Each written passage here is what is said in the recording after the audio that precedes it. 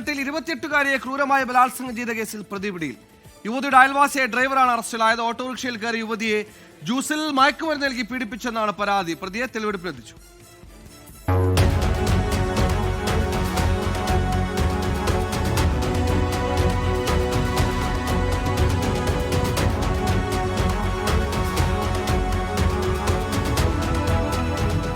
ഇന്നലെ രാത്രിയോടെയാണ് പ്രതി വിനോദിനെ അടൂർ പോലീസ് പിടികൂടിയത്. നഗ്ന ഫോട്ടോകൾ കാണിച്ച് പലതവണ പല സ്ഥലത്ത് കൊണ്ടുപോയി പീഡിപ്പിച്ചു. വിവാഹ വാഗ്ദാനം നൽകിയും 3 കുട്ടികളുടെ അമ്മയായ യുവതിയെ പീഡനത്തിന് ഇരയാക്കി എന്നായിരുന്നു പരാതി. ആദ്യഘട്ടത്തിൽ പോലീസ് ഗൗരവത്തിൽ പരാതി സ്വീകരിച്ചില്ലെന്ന് യുവതി ആരോപണമുന്നയിച്ചിരുന്നു. സംഭവം വാർത്തയായതിനു പിന്നാലെയാണ് പോലീസ് പ്രതിയെ പിടികൂടിയത്. ഓട്ടോ ഓടിക്കുന്നതിനൊപ്പം പത്തനംതിട്ട മിൽമ യൂണിറ്റിലെ BMS യൂണിയൻ നേതാവുമാണ് പ്രതി.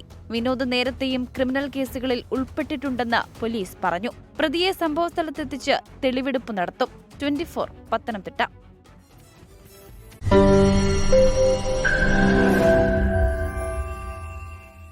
ലോകത്തെവിടെയായാലും ഏത് സമയത്തും 24 വാർത്തകളും ഓഗ്മെന്റഡ് റിയാലിറ്റി പാക്കേജുകളും എക്സ്പ്ലെയിനറുകളും വിശദമായി കാണാൻ ഞങ്ങളുടെ യൂട്യൂബ് ചാനൽ നിങ്ങൾക്ക് സബ്സ്ക്രൈബ് ചെയ്യാം.